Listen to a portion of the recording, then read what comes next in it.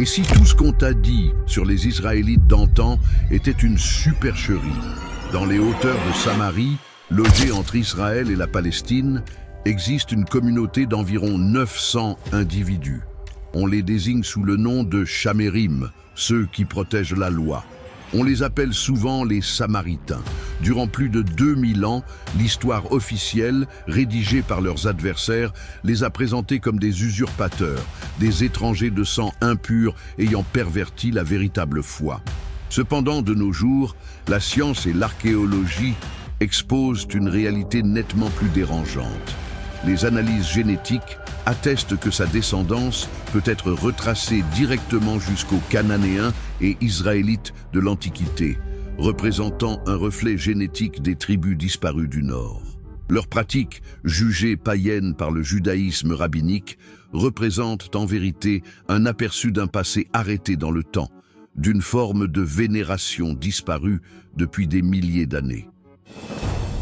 Dans un univers fasciné par les ancêtres et les lieux saints, que diriez-vous si je vous révélais que l'un des groupes les plus anciens mentionnés dans la Bible existe toujours dissimulé sous nos yeux? Il ne s'agit pas de vestiges exposés dans un musée, ni de références en bas de page dans une œuvre historique. C'est une communauté tangible, composée de chair et d'os, à peine 900 individus vivant suspendus à une montagne sacrée, coincés au cœur de l'un des conflits les plus compliqués du globe. Il s'agit des Samaritains, une communauté dont la simple présence est un murmure, un écho d'un passé que beaucoup pensaient à jamais révolu. Durant des siècles, ils ont fait l'objet de diffamations, dépeints comme une secte impure, un amalgame d'Israélites renégats et de colons venus de l'étranger. Le récit historique, rédigé par ceux qui ont remporté la victoire, les a poussés dans l'oubli, les présentant comme les opposants dans le grand récit d'Israël. On prétendait que son sang était impur, sa croyance dévoyée et son sanctuaire, un sacrilège. Cette version du récit était si forte qu'elle est devenue la réalité, une réalité qui a légitimé leur marginalisation et leur persécution au fil des millénaires. Mais l'histoire a une manière étrange de dévoiler ces mystères. Un instrument surprenant a commencé à détruire cette vieille calomnie au cours des dernières années, la génétique. Les tests ADN ont exposé une réalité stupéfiante qui va à l'encontre de 2000 ans de diffamation. Les données génétiques des Samaritains modernes montrent indubitablement qu'ils descendent directement des anciennes tribus du nord d'Israël. Ils ne sont pas des étrangers, ils ne sont pas des imposteurs. Il s'agit d'un fragment égaré de l'ancien peuple hébreu, une capsule temporelle génétique qui a perduré malgré toutes les prévisions. Cette découverte modifie tout. Cela nous contraint à reconsidérer tout ce que nous pensions connaître sur l'histoire d'Israël et de Juda. Si les Samaritains correspondent à ce que leur ADN révèle, pourquoi ont-ils été gommés de l'histoire? Quels étaient les objectifs derrière la campagne visant à les discréditer? La réponse nous plonge dans une exploration profonde et sombre, à travers une ère de rois, de prophètes et de conflits intérieurs, vers la même scission qui a déchiré un pays et engendré deux avenirs très distincts. C'est le récit des gardiens négligés, une communauté qui a choisi de ne pas s'éteindre. Nous découvrirons une interprétation alternative de l'histoire biblique à travers son regard, où les protagonistes et les antagonistes ne sont pas aussi évidents qu'on nous l'a présenté. Nous allons explorer comment une controverse liée au pouvoir et à la théologie s'est transformée en une hostilité qui perdure depuis 3 millénaires, et comment la vérité commence à émerger, murmurée dans le souffle du vent depuis le sommet de leur montagne sacrée, le mont Garizim. Pour appréhender l'ampleur de cette division, il nous faut retracer l'histoire jusqu'à une époque révolue, quasi légendaire, autour de l'an 1000 avant notre ère. C'était une période où les Hébreux se tenaient unis. Ils constituaient un seul et même peuple, réunis sous le règne de personnages mythiques tels que le roi David et son fils Salomon. Des dunes du sud au mont du nord, les 12 tribus israélites avaient en commun une ascendance, un langage et une croyance enracinée dans les serments prêtés à leurs aïeux, Abraham, Isaac et Jacob. À cette époque, il n'existait qu'une seule identité hébraïque. Tous se percevaient comme les descendants de la même alliance, un accord conclu avec un Dieu unique sur le mont Sinaï. La loi sacrée, la Torah, servait de constitution à leur peuple, tandis que Jérusalem, conquise par David, s'imposait de plus en plus comme le centre politique et religieux de la nation. Édifié par Salomon, ce temple impressionnant se tenait comme un emblème de cette cohésion, un endroit où toutes les tribus étaient censées effectuer leur pèlerinage pour apporter leurs offrandes et célébrer leurs festivités. Toutefois, même à son apogée, les semences de la discorde étaient déjà en place. En réalité, le Royaume-Uni était une confédération de tribus fortement ancrées dans leurs identités et coutumes locales. Les tribus du Nord, qui étaient plus peuplées et prospères, avaient fréquemment l'impression que le pouvoir était excessivement concentré dans le Sud, au sein de la tribu de Juda, d'où étaient originaires David et Salomon. Des bruits de mécontentement circulaient au sein des caravanes et des marchés. Des récriminations s'élevaient contre les taxes élevées imposées par Salomon pour soutenir ses ambitieux travaux de construction. Outre les tensions politiques, des divergences religieuses, bien que subtiles, avaient également une importance notable. Même si Jérusalem s'est imposée comme le centre officiel de la vénération, les tribus du Nord avaient leurs propres lieux de culte ancestraux, tels que Bethel et Sichem, où elles rendaient hommage à Dieu depuis des époques très anciennes. Pour beaucoup de résidents du Nord, le concept selon lequel le culte ne pouvait être célébré qu'à Jérusalem était une nouveauté, une contrainte imposée par le Sud qui mettait en péril leurs coutumes locales. Ils observaient avec suspicion la concentration du pouvoir religieux entre les mains d'un clergé qui rendait directement compte au roi à Jérusalem.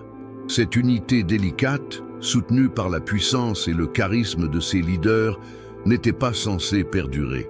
Sous l'apparente opulence du règne de Salomon se dissimulaient d'importantes fractures sociales et économiques. Bien que l'administration à Jérusalem soit efficace, la centralisation du pouvoir a cependant isolé une part importante de la population située au nord. Le décès de Salomon pourrait être le déclencheur d'une insurrection cachée, une brèche qui non seulement fractionnerait un empire, mais engendrerait deux interprétations concurrentes de la même religion, un schisme dont les séquelles sont perceptibles jusqu'à présent. Le décès de Salomon, autour de 930 avant J.C., a amorcé la tourmente qui était en gestation. Roboam, fils et héritier, se déplaça vers le nord, dans la ville de Sichem, pour être intronisé par les tribus du nord. Ce geste symbolique souligne l'importance de leur approbation. Cependant, plutôt que de proposer une conciliation, Roboam est arrivé avec arrogance. En dépit des avertissements de ses prédécesseurs, il jura de régner d'une manière stricte, proclamant « Mon père vous a infligé des coups de fouet, mais moi, je vous punirai à l'aide de scorpions. » C'était l'élément déclencheur qui a fait déborder le vase. Les 10 tribus du Nord ont réagi de manière instantanée et déterminante. Sous la conduite d'un exilé charismatique du nom de Jéroboam, elles se sont rebellées. Son appel à la division a retenti dans les hauteurs. Quelle relation avons-nous avec David? Nous ne possédons pas de succession dans le fils d'Isaïe. Au campement, ô Israël. Le Royaume-Uni s'est écroulé en un clin d'œil. Le royaume de Juda, centré à Jérusalem, était constitué des tribus de Benjamin et de Juda, qui restèrent fidèles à la lignée de David.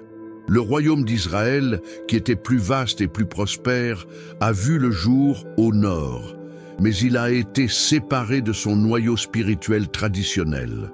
Jéroboam, le roi fraîchement couronné d'Israël, était confronté à un enjeu crucial. Les gens de son peuple étaient toujours accoutumés à faire le pèlerinage à Jérusalem lors des grandes célébrations religieuses.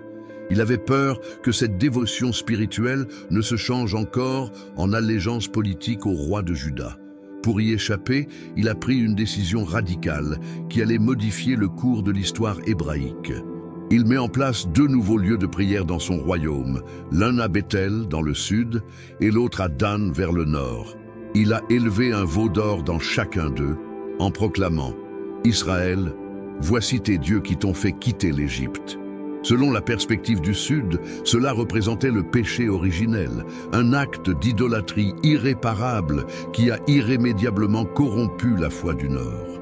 Les rédacteurs de Juda, responsables de la plupart des écrits que nous désignons actuellement sous le terme d'Ancien Testament, ont décrit Jéroboam et tous les souverains du Nord qui ont suivi son règne comme des hérétiques et des apostats.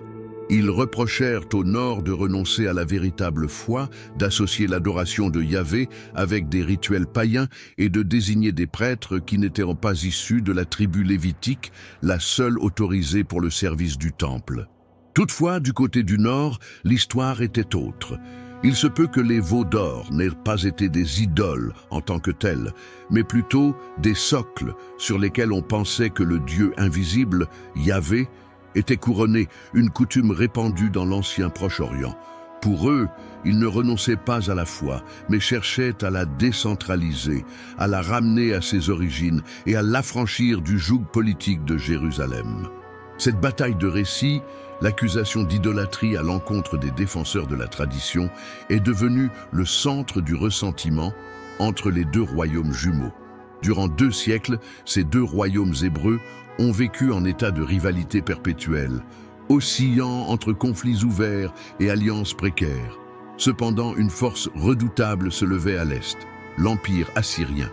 La Syrie, dotée d'une machine militaire sans pitié et d'une politique de terreur, a commencé son expansion en dévorant tous les royaumes qui se trouvaient sur son chemin. Le royaume d'Israël, qui était géographiquement plus vulnérable, se retrouva sur la trajectoire de cette machine impériale. En l'an 722 avant notre ère, la calamité s'abattit. Suite à un siège violent de 3 ans, la ville de Samarie, qui se situe au nord, fut conquise par les troupes du roi assyrien Sargon II. Ce qui a suivi représente la politique standard de contrôle démographique des Assyriens. Les dirigeants, les scribes, les artisans et les propriétaires fonciers qui constituaient l'élite du royaume furent massivement déportés et disséminés à travers l'Empire. Le registre assyrien se targue d'avoir exilé plus de 27 000 Israélites. Le sort qui les attend est l'un des nombreux mystères de l'histoire qui a donné naissance à la légende des 10 tribus perdues. Plutôt que cela, les Assyriens ont fait appel à des colons provenant d'autres régions de leur immense empire, de la Babylonie, de la Syrie et de la Perse. Ces groupes se sont établis en Israël, où ils ont inévitablement fusionné avec la population israélienne demeurée sur place, surtout des agriculteurs et des individus démunis qui n'étaient pas perçus comme un danger. L'accusation principale portée contre les Samaritains découle de ce mélange de communautés et de cultures, qu'ils constituent un peuple hybride, portant en lui du sang étranger et, par conséquent, impur. Pour les Juifs du royaume de Juda, qui regardaient avec effroi depuis le sud, cela a été la confirmation ultime de la punition divine infligée au nord pour son idolâtrie. Ils ont considéré la chute de Samarie comme une validation de leur propre prééminence religieuse. Le récit qu'ils ont forgé était à la fois dépouillé et dévastateur. Les Israélites du Nord avaient trahi Dieu, et en retour, Dieu les avait abandonnés, laissant leur terre être souillée par des étrangers et leur descendance être pervertie indéfiniment. C'est à ce moment-là que les résidents de l'ex-terre d'Israël ont cessé d'être perçus comme des frères et ont commencé à être vus comme des étrangers. Mais était-ce réellement le cas? Étaient-ce les Israélites qui étaient totalement intégrés? Ont-ils réussi à maintenir leur identité et leur foi en dépit de l'occupation étrangère? Les Samaritains soutiennent que leurs ancêtres, le peuple de la terre, qui n'a jamais connu l'exil, ont préservé la lueur de la foi israélite primitive. Ils affirment que l'interaction avec des étrangers était faible ou qu'au fil du temps, les nouveaux venus ont embrassé la foi locale. C'est une interrogation déterminante qui nous contraint à dépasser la propagande rédigée par les vainqueurs et à envisager une hypothèse radicale. Que se passerait-il si ce n'étaient pas les Samaritains qui se sont corrompus, mais plutôt ceux qui ont conservé une version plus ancienne et décentralisée de la foi pendant que Juda suivait son propre chemin évolutif? L'histoire a connu un twist ironique un peu plus d'un siècle après. L'Assyrie a vu sa force se dissiper, laissant place à un nouvel empire d'une plus grande envergure, Babylone. Cette fois-ci, c'est le royaume de Juda qui s'est trouvé dans son collimateur. En 586 avant JJC, suite à une succession de soulèvements, Nabuchodonosor II, roi de Babylone, infligea à Jérusalem le même sort que celui réservé par les Assyriens à Samarie. La cité a été détruite, le splendide temple de Salomon a été anéanti et l'aristocratie judaïque a été déportée à Babylone en exil. L'histoire du judaïsme a connu un moment particulièrement traumatisant, souvent désigné comme l'exil babylonien. Toutefois, à l'inverse de l'exil du Nord, le résultat a été fort différent. À Babylone, les Judéens en exil ont choisi de fortifier leur identité plutôt que de se fondre. Dépourvus de temple et de terre, la foi s'est orientée vers la loi écrite, à savoir la Torah. Des individus tels que les scribes et les prêtres, y compris Esdras et Néhémie, ont rassemblé et révisé les écrits sacrés, posant ainsi les fondations de ce que nous appelons aujourd'hui la Bible hébraïque. Le judaïsme a évolué d'une tradition axée sur le temple vers une tradition focalisée sur l'écrit. Entre-temps, en Israël, les descendants de ceux qui ont survécu à la conquête assyrienne, appelés proto-samaritains, ont poursuivi leur existence et leurs croyances. Ils n'ont jamais vécu le traumatisme de l'exil, ni la révolution théologique qu'il a engendrée. Leur foi est demeurée profondément liée à leur terre natale, à leurs sites sacrés locaux, en particulier le mont Garizim, qu'ils considéraient comme le véritable lieu sélectionné par Dieu. Ils n'ont pas eu besoin de reconstituer leur identité, car ils ne l'ont jamais perdue. Ils l'ont simplement conservée. Quand les Perses ont pris Babylone et autorisé le retour des Juifs à Jérusalem vers 538 avant JC, ils ont été confrontés à une situation imprévue. Ceux qui sont revenus, regorgeant d'un zèle rafraîchi et d'une conception centralisée et puriste de leur foi, ont été confrontés aux personnes qui étaient restées sur terre. Ces résidents locaux suscitaient la méfiance du côté des rapatriés. C'étaient les descendants de ceux qui s'étaient mêlés à des étrangers, ceux qui n'avaient pas connu la douleur purificatrice de l'exil. L'envie et le ressentiment ont commencé à s'intensifier. Ce contraste est essentiel pour saisir la complexité du fossé. Les Juifs de retour de Babylone ont élaboré une théologie axée sur la séparation, un impératif de préserver la pureté de leur lignée et de leurs croyances pour prévenir d'éventuels fléaux divins.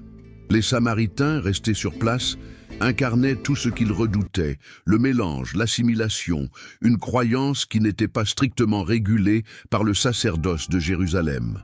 L'ambiance était mise en place pour l'affrontement final, un choc de deux perspectives mondiales, de deux mémoires historiques et de deux prétentions concurrentes sur qui était le véritable continuateur des promesses d'Abraham. Au centre du conflit samaritain, il ne s'agit ni de roi ni de bataille, mais d'une montagne. Tandis que le judaïsme considère Jérusalem comme le centre spirituel de l'univers, les Samaritains croient que le véritable cœur du monde, l'endroit élu par Dieu, est le mont Garizim. Ce n'est pas qu'un simple choix de localisation, c'est le socle de toute sa théologie, une conviction si antique et profonde qu'elle change radicalement le récit biblique. Selon eux, Jérusalem n'est qu'une construction politique, une appropriation du lieu véritablement sacré. D'après la tradition samaritaine, Abraham aurait tenté de sacrifier son fils Isaac sur le mont Garizim plutôt que sur le mont Moria à Jérusalem. C'est à cet endroit que Jacob a eu sa révélation de l'échelle s'élevant vers le ciel. Et ce qui est primordial, c'est que c'est cette montagne que Moïse a identifiée comme la montagne de la bénédiction, le lieu d'où les bénédictions seraient déclarées sur le peuple d'Israël lorsqu'il entrerait en terre promise. Dans leur version des 10 commandements, ils incluent un 10e commandement qui n'apparaît pas dans le texte juif, ordonnant clairement l'édification d'un autel sur Garizim. Cette conviction les place en opposition directe avec le judaïsme. Les Samaritains reprochent aux scribes juifs, surtout durant et après l'exil à Babylone, d'avoir délibérément modifié les textes sacrés afin de justifier Jérusalem. Ils soutiennent que le nom Garizim a été supprimé et substitué par des mentions de Jérusalem pour centraliser l'autorité politique et religieuse à la capitale de Juda. Sous cet angle radical, les Samaritains ne sont pas considérés comme des hérétiques. Ils sont perçus comme des conservateurs, les gardiens d'un texte originel et pur. Ce postulat est reflété dans son canon biblique. Les Samaritains reconnaissent uniquement les 5 premiers livres de la Bible, communément appelés le Pentateuque ou la Torah. Ils excluent les autres livres de l'Ancien Testament, prophètes et écrits, car ils les perçoivent comme une documentation de la royauté judaïque et une légitimation théologique du statut prééminent de Jérusalem. En restant fidèles uniquement à la Torah, ils estiment conserver l'aspect le plus pur et le plus ancien de la foi israélite, dépourvu des modifications et innovations politiques ultérieures. Cette dévotion envers le mont Garizim n'est pas uniquement théorique. Jusqu'à présent, c'est le cœur de sa vie de foi. Chaque année, 3 fois, l'ensemble de la communauté samaritaine se rend en pèlerinage au sommet de la montagne pour commémorer les célébrations majeures décrites dans la Bible. Et une fois chaque année, durant la Pâque, ils réalisent le rite qui les sépare de manière la plus frappante du judaïsme, l'offrande des agneaux, comme stipulé dans le livre de l'Exode. C'est un rituel viscéral et ensanglanté, une plongée dans l'histoire ancienne. Un rite que le judaïsme a délaissé il y a 2000 ans suite à la destruction du temple de Jérusalem. Cependant, les Samaritains l'ont fidèlement conservé sur leur montagne sacrée. L'instant crucial, le point de non-retour où la division est devenue une barrière infranchissable, s'est manifesté avec le rapatriement des Juifs exilés en Babylonie. Aux alentours de 538 avant notre ère, le roi perse Cyrus le Grand a promulgué un décret autorisant les Juifs à regagner leurs terres et à rebâtir leur temple à Jérusalem. Porté par un fervent dévouement cultivé en exil, un modeste contingent de rapatriés, dirigé par des personnalités comme Zorobabel et Josué le grand prêtre, se mit à la colossale entreprise de réédifier un second temple sur les vestiges du premier. C'est à ce moment-là que les Samaritains, qui vivaient au nord, se présentèrent. D'après le récit biblique du livre d'Esdras, ils s'adressèrent aux dirigeants juifs en disant « Nous sommes vos édifices, car nous recherchons votre Dieu tout comme vous. Nous lui présentons des offrandes depuis l'époque d'Esarhaddon, roi d'Assyrie, qui nous a amenés ici. » C'était un acte de paix, une démonstration de fraternité. Ils admettaient l'existence d'un Dieu commun et partageaient un désir commun de le vénérer. C'était une opportunité de soigner la blessure ancienne de la fragmentation du royaume. La réaction des dirigeants juifs a été de refuser catégoriquement et de manière humiliante. Ce n'est pas à nous, ni à vous, de construire un temple pour notre Dieu, dirent-ils, mais nous le ferons seuls pour le Seigneur, le Dieu d'Israël. L'explication sous-jacente était évidente. Ils percevaient les Samaritains comme souillés, un mélange de sang israélite et païen, indignes d'être impliqués dans la mission sacrée de la reconstruction du temple. Pour ceux qui sont revenus de Babylone, la pureté du sang est devenue une fixation, un moyen de se prémunir contre d'éventuelles punitions divines. Mais était-ce un choix exclusivement religieux ou était-ce une manœuvre politique froide et sans pitié? En rejetant l'assistance de la part des Samaritains, les autorités de Jérusalem ont signifié leur autorité. Ils étaient occupés à contester la validité religieuse et l'identité israélienne du peuple du Nord. Ils renforçaient leur emprise exclusive sur la reconstruction nationale et, plus crucial encore, sur l'établissement de qui faisait partie de la nation et qui n'en faisait pas partie. C'était un acte d'exclusion qui a converti une rivalité politique en un schisme religieux durable. Cette désapprobation a laissé une plaie qui n'a jamais trouvé de guérison. Pour les Samaritains, c'était la trahison suprême. Ils avaient offert une main en signe de paix et de fraternité, mais avaient été frappés par l'accusation d'impureté. Dès lors, toute perspective de réconciliation s'est dissipée. Ces deux groupes sont devenus des communautés antagonistes et adverses. Écartés du projet de Jérusalem, les Samaritains se concentrèrent sur leur propre communauté, intensifiant leur dévotion à leur lieu de culte propre, le mont Garizim. Le refus de la proposition a non seulement bloqué la construction d'un temple, mais a aussi solidifié les fondations de l'hostilité pour les siècles futurs. Comme nous le savons bien, l'histoire est fréquemment rédigée du point de vue des vainqueurs. Le récit juif du schisme, qui a prévalu dans la pensée occidentale pendant des millénaires, représente les Samaritains comme les hérétiques, ceux qui se sont détachés de la foi véritable. Et si, à l'inverse, c'était cette histoire qui était racontée? Les Samaritains présentent leur propre interprétation des événements, une version étonnante qui renverse les rôles de héros et d'antagonistes, rarement entendus en dehors de leur communauté restreinte. D'après le récit samaritain, l'origine du schisme ne remonte pas à la scission du royaume en 930 avant J.C., mais serait survenue bien plus tôt, au XIe siècle avant J.C., durant l'ère des juges. À cette époque, le tabernacle de Moïse, le sanctuaire itinérant qui renfermait l'arche de l'Alliance, était situé sur le mont Garizim, lieu choisi par Dieu. Il était légitimement établi que la haute prêtrise revenait aux descendants de Phinéas, qui était le petit-fils d'Aaron. Toutefois, un prêtre ambitieux et corrompu issu d'une lignée sacerdotale de moindre envergure, connu sous le nom d'Élie, avait pour intention de s'emparer du pouvoir. Lorsqu'il n'a pas réussi à accéder au rang de grand prêtre, il a quitté le mont Garizim en signe de révolte. Il a pris avec lui un groupe de disciples et une copie de l'Arche d'Alliance et a créé un sanctuaire concurrent à un lieu nommé Silo. C'est là qu'il a mis en place de nouvelles coutumes religieuses, révisé le calendrier et s'est autoproclamé grand prêtre, attirant à lui les Israélites insatisfaits avec son culte dissident. Selon la perspective samaritaine, c'était le véritable schisme. C'est Élie, considéré comme un guide dans la tradition juive et mentor du prophète Samuel, qui a été le premier hérétique.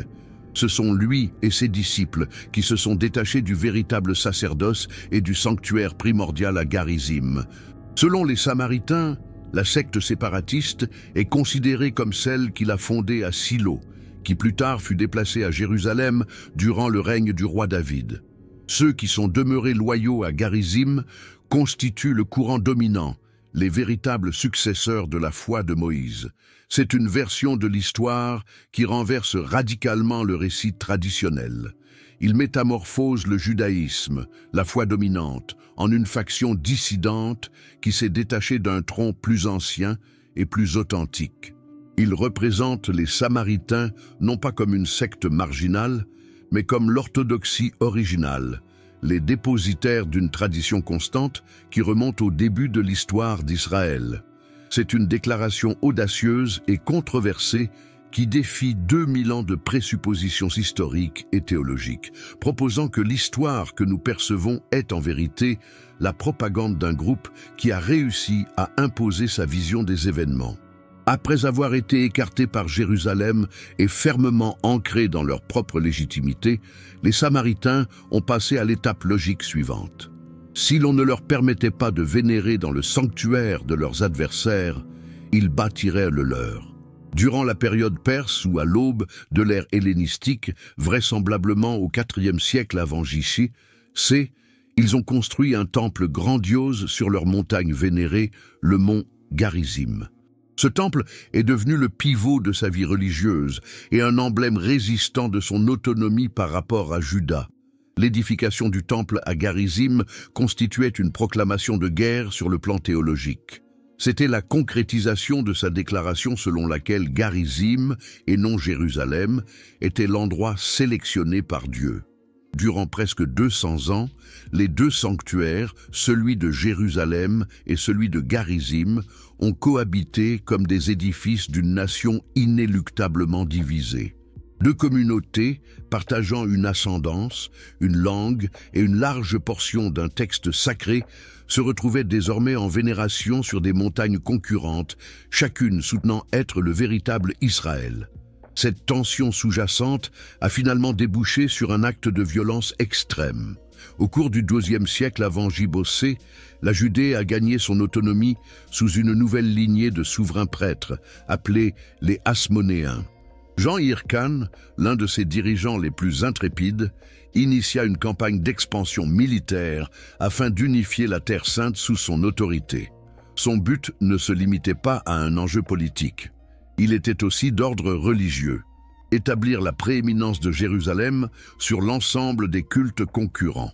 Aux alentours de 128 avant J-C, Jean Hyrcane mena son troupe vers le nord, en direction de la Samarie. Il gravit le mont Garizim et réduisit le temple samaritain à l'état de ses fondations. Ce n'était pas juste un geste guerrier, c'était un acte de profanation et d'effacement culturel.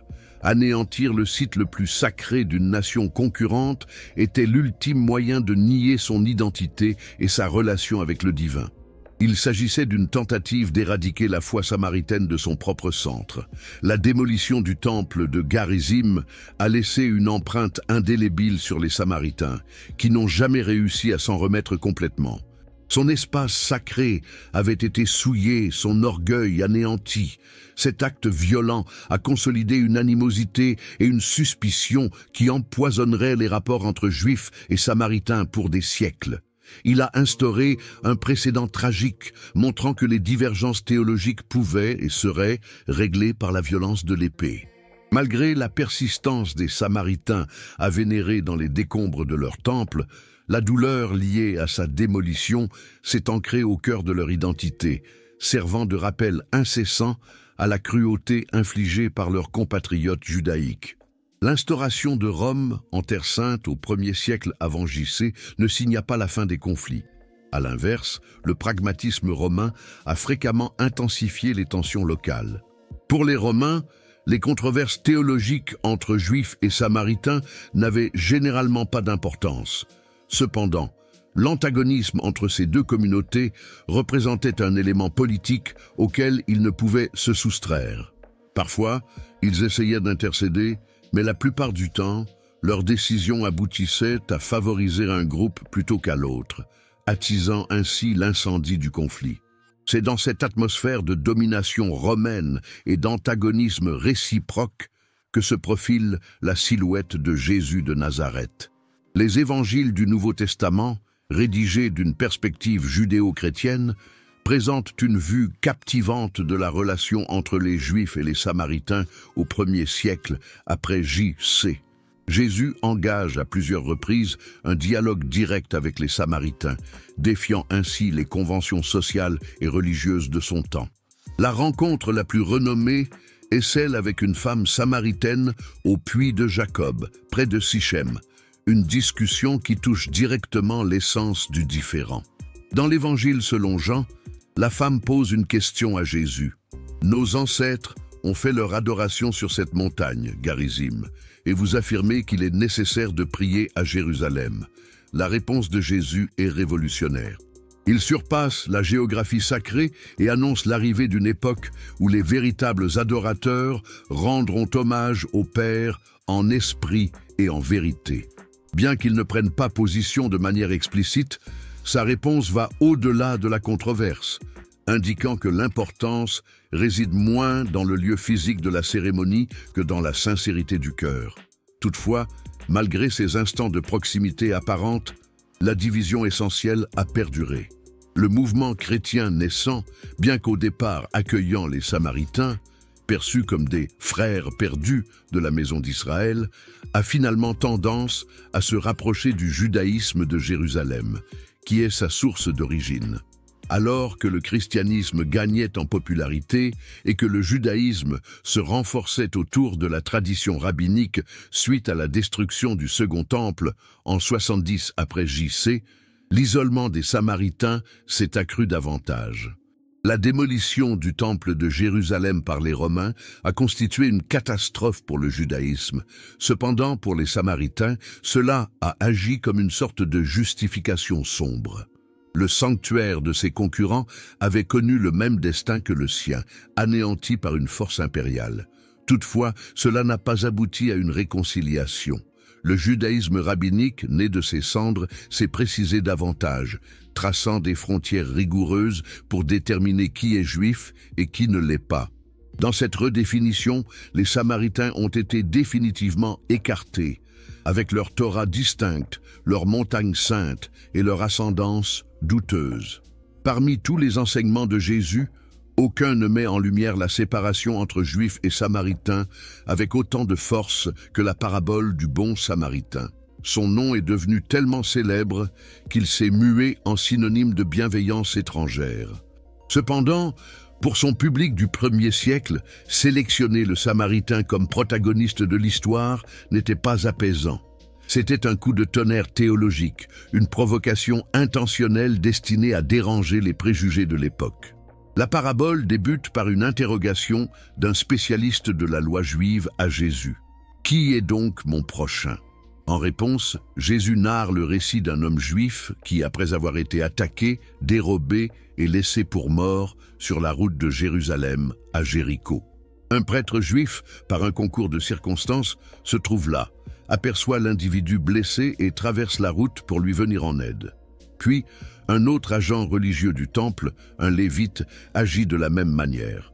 Ces deux individus, figure centrale de l'aristocratie religieuse de Jérusalem, détourne le regard de l'homme en train de mourir, vraisemblablement par peur de la souillure rituelle qui les priverait d'exercer leurs fonctions au temple.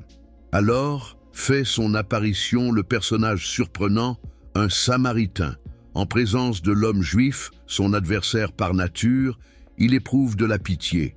Il se rapproche, soigne ses blessures, enfourche son propre cheval, l'amène dans une taverne et s'acquitte des frais de ses soins. Jésus termine en interrogeant l'expert de loi. Lequel de ces trois individus te paraît être le prochain de celui qui a été attaqué par des voleurs? L'expert, qui n'ose même pas articuler le terme « samaritain », rétorque à contre-cœur « celui qui a manifesté de la miséricorde envers lui ». La sélection du Samaritain comme unique figure de compassion incarne une critique virulente de l'élitisme et de l'hypocrisie religieuse de cette période. Jésus enseigne que la véritable piété ne réside pas dans la pureté cérémonielle ou l'appartenance religieuse, mais à travers les gestes de miséricorde. En présentant le Samaritain comme un héros, il conteste directement l'idée que les Samaritains sont des hérétiques impurs. Cela indique qu'un hérétique qui manifeste de l'affection pour autrui est plus en accord avec Dieu que les dirigeants religieux purs qui ne le font pas. Toutefois, la parabole comporte un niveau d'interprétation encore plus profond. Ce n'est pas uniquement une question de vertu individuelle, c'est aussi un commentaire sur la division elle-même.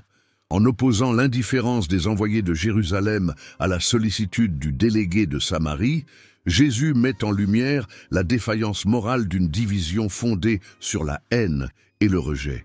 Il propose que l'antagonisme entre les deux nations est une fabrication humaine, un manquement au principe essentiel d'aimer son voisin.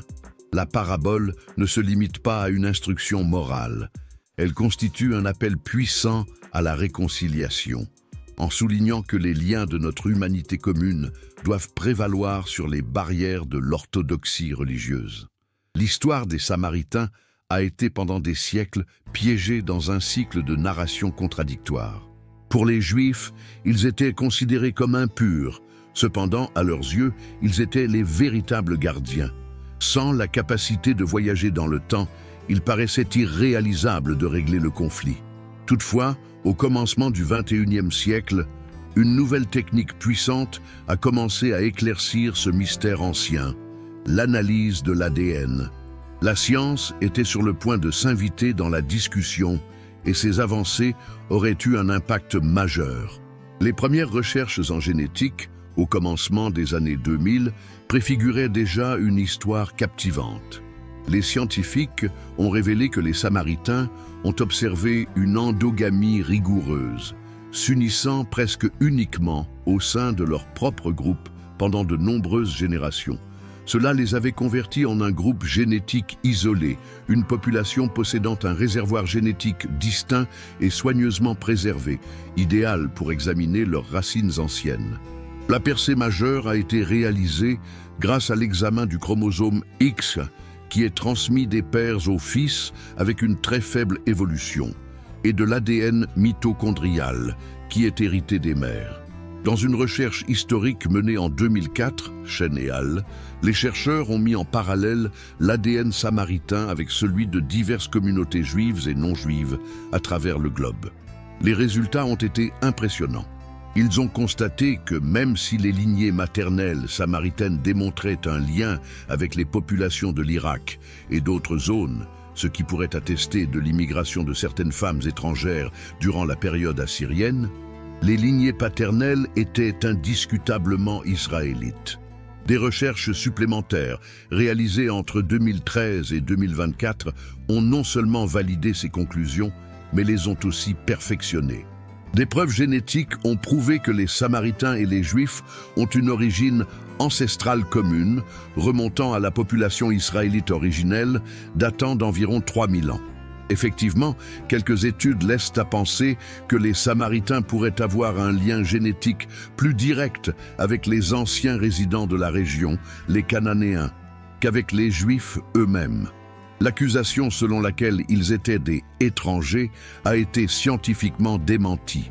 Cette revendication génétique représente un séisme historique. Il faut prouver que le récit de l'impureté chez les Samaritains n'était pas une représentation neutre, mais plutôt un instrument de propagande politique et religieuse. Les Samaritains ne sont pas des imposteurs, ils représentent un authentique vestige de l'ancien Israël, une résonance génétique des tribus septentrionales qui a perduré face aux empires et aux persécutions. La science contemporaine a révélé la vérité que ses adversaires ont cherché à dissimuler. Le sang des anciens Hébreux continue de circuler dans les veines des gardiens du mont Garizim. L'histoire de la persistance des Samaritains à travers les âges est un récit de résilience remarquable face à une persécution presque incessante. Suite à l'ère romaine, la montée de l'Empire byzantin qui établit le christianisme comme sa religion officielle signa l'une des époques les plus obscures pour la communauté samaritaine. Les empereurs de Byzance, résolus à faire respecter l'orthodoxie chrétienne, voyaient en les Samaritains des hérétiques entêtés, jugés même plus menaçants que les Juifs. Durant la période byzantine, les Samaritains ont subi une oppression constante. On leur a défendu d'ériger de nouvelles synagogues, leur pratique religieuse a été limitée au mont Garizim et, à maintes occasions, leurs textes sacrés ont été incinérés. Les débris de son sanctuaire à Garizim, précédemment rasé, ont été souillés par l'édification d'une église chrétienne sur le sommet. Cette répression a suscité de multiples soulèvements samaritains désespérés, qui ont été réprimés avec une violence sans pitié. Les tueries de masse et les conversions forcées ont entraîné la décimation de la population, qui a pu passer de plusieurs centaines de milliers, voire plus d'1 million à son sommet, à seulement quelques dizaines de milliers. La conquête islamique au 7e siècle a apporté un bouleversement de destin ambigu. Les Samaritains, à l'instar des Juifs et des chrétiens, ont bénéficié du statut de dhimmi en tant que gens du livre. Cela leur offrait une protection et la liberté de pratiquer leur foi en retour d'un paiement d'impôts spécifiques, la jizya, et de l'adhésion à certaines limitations sociales. Comparé à la persécution byzantine, cela a été un soulagement. Toutefois, la pression sociale et économique pour embrasser l'islam était énorme. Au cours des siècles de domination islamique, sous différentes dynasties, la communauté samaritaine a persévéré dans son processus d'érosion graduelle. Qu'elle soit motivée par la conviction, la contrainte ou l'avantage économique, les conversions ont toujours connu une baisse en nombre. Les communautés samaritaines qui avaient autrefois prospéré en Égypte et en Syrie se sont éteintes progressivement, ne laissant derrière elles qu'un groupe central vivant dans la région de Naplouse, autour de leurs montagnes sacrées. Cette longue et sombre histoire de persécution et de déclin est essentielle pour saisir la réalité des Samaritains contemporains. Leur faible effectif n'est pas un pur hasard historique, mais plutôt le fruit direct de plusieurs siècles d'oppression. Ils ont perduré en s'agrippant résolument à leur foi, à leur communauté et à leur montagne. Chaque geste rituel qu'ils effectuent, chaque invocation qu'ils prononcent, constitue un acte de résistance, une preuve de la détermination d'un groupe qui a décliné l'option d'être rayé de la carte, même quand les circonstances mondiales semblaient se liguer contre lui. L'époque de l'Empire ottoman qui a commencé au XVIe siècle a marqué le point le plus bas de la prospérité samaritaine. Sous l'administration largement étendue et souvent désintéressée d'Istanbul, la communauté déjà fortement réduite a diminué à une taille alarmante. Les Samaritains, mis à l'écart, appauvris et négligés par le reste du monde, ont été au bord de la disparition. Au cours du XIXe siècle, des voyageurs et des savants occidentaux ayant séjourné dans la région de Naplouse ont dépeint la communauté samaritaine comme un vestige vivant, une trace pittoresque d'un passé biblique en voie d'extinction. Les dossiers de cette période indiquent une diminution alarmante de leur nombre. En 1917, avec la chute de l'Empire ottoman, on évaluait leur nombre à moins de 150 Samaritains à travers le globe. L'ensemble de la communauté résidait dans un modeste quartier de Naplouse, sous le couvert de sa montagne vénérée, se battant pour subsister. Cette époque a aussi été caractérisée par une polémique qui expose le dédain dans lequel ils étaient tenus. Tandis que le sionisme nationaliste prenait de l'ampleur en Europe, les Samaritains, conscients de leurs origines hébraïques, aspiraient à être reconnus comme membres du peuple juif. Ils ont affirmé qu'en dépit de leurs divergences religieuses, ils avaient une origine partagée et devraient être intégrés au plan de retour en terre promise. Cependant, ces supplications ont été largement négligées. Comme l'ancienne narration juive, la narration sioniste reposait sur le concept d'un peuple juif unifié rentrant de l'exil. Les Samaritains ne s'insèrent pas dans ce récit. Ceux qui n'étaient jamais partis, ceux qui étaient demeurés sur la terre et qui, dans l'esprit de plusieurs, avaient été contaminés. Le stigmate de impureté persistait, les excluant de la grande narration de la rédemption nationale juive. Ils n'étaient pas considérés comme des frères égarés, mais plutôt comme une nuisance, un rappel des dissensions internes que le sionisme tentait de résoudre. La chute de l'Empire ottoman et la mise en place d'un mandat britannique sur la Palestine suite à la Première Guerre mondiale n'ont pas constitué une amélioration pour leurs conditions. En cherchant à gérer les tensions grandissantes entre Arabes et Juifs, les Britanniques ont largement négligé la petite communauté samaritaine. Dans les vastes projets de répartition des terres, les Samaritains n'étaient qu'une simple mention en pied de page, leurs droits et leurs destinées étant mis de côté au bénéfice des deux communautés les plus influentes et vocales. Encore une fois, ils se sont trouvés piégés dans un conflit qui ne leur appartenait pas, invisible et sans aucune voix. La période de la Seconde Guerre mondiale et de l'Holocauste a engendré une menace inédite et effroyable pour les Samaritains, tout en dévoilant l'une des ironies les plus cruelles de leur passé. Avec l'expansion des lois raciales nazies en Europe, déterminant qui était juif et donc sujet à la persécution et à l'annihilation, les Samaritains se sont trouvés dans une situation à la fois précaire et effrayante. Sachant que les nazis et leurs complices pourraient se rendre en Palestine, les responsables de la communauté samaritaine ont lancé un cri du cœur. Ils ont adressé une lettre aux responsables juifs, y compris Yitzhak Ben-Zvi, futur deuxième président d'Israël et spécialiste des communautés orientales, pour solliciter leur reconnaissance officielle en tant qu'Hébreux. Leur raisonnement était à la fois élémentaire et crucial. S'ils étaient identifiés en tant que membres du peuple juif, ils auraient pu profiter de toute sauvegarde ou stratégie de secours mise en place par les entités juives.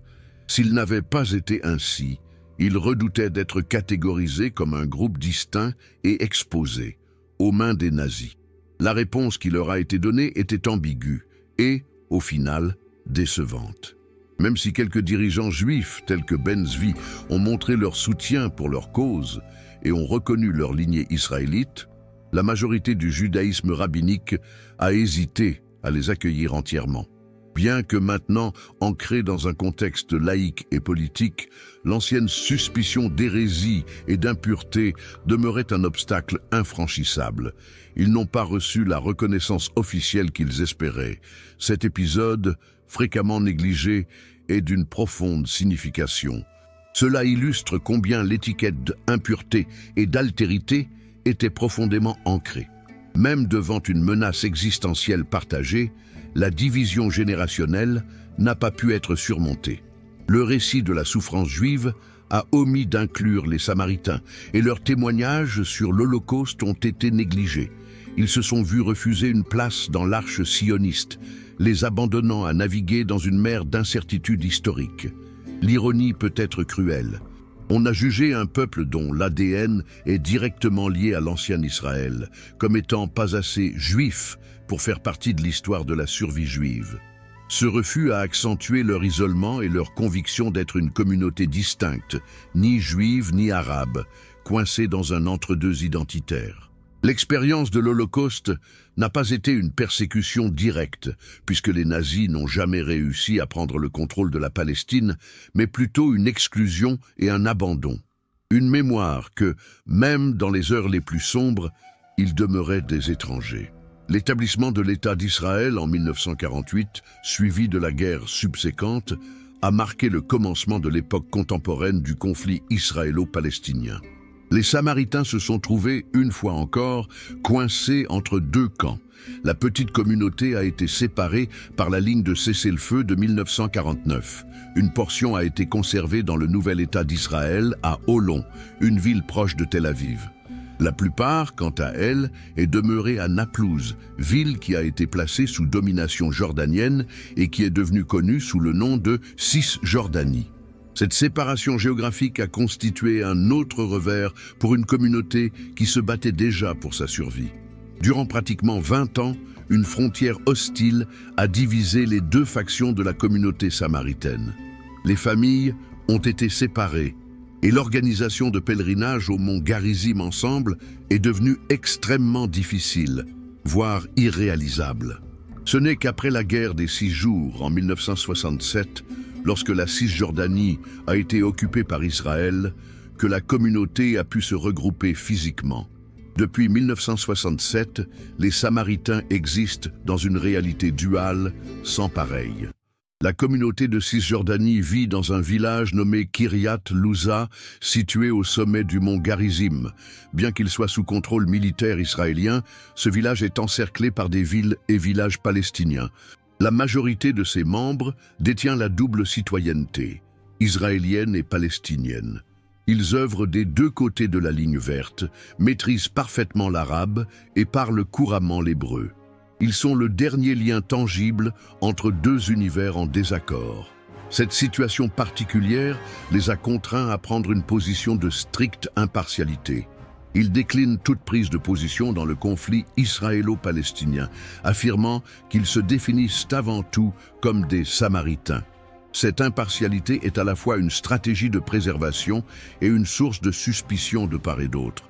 Pour quelques Palestiniens, ils sont perçus comme des complices d'Israël, du fait de leur nationalité israélienne et de la sauvegarde qu'ils bénéficient de l'armée. Pour certains Israéliens, leur appartenance arabe et leur relation avec Naplouse suscitent des soupçons.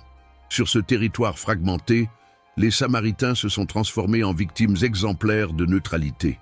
Il s'agit d'un échantillon représentatif de la complexité de cette région. Un village ancien dont l'identité ne se conforme pas aux classifications contemporaines d'Arabes ou de Juifs. Ils continuent de se battre pour leur existence, non seulement confrontés à l'endogamie et à l'assimilation, mais également à la précarité politique qui les entoure. Ils sont l'incarnation parfaite de l'étranger, un témoignage vivant que dans la bataille pour le territoire et l'identité, ce sont fréquemment les minorités les plus petites et les plus anciennes qui subissent le coût le plus élevé.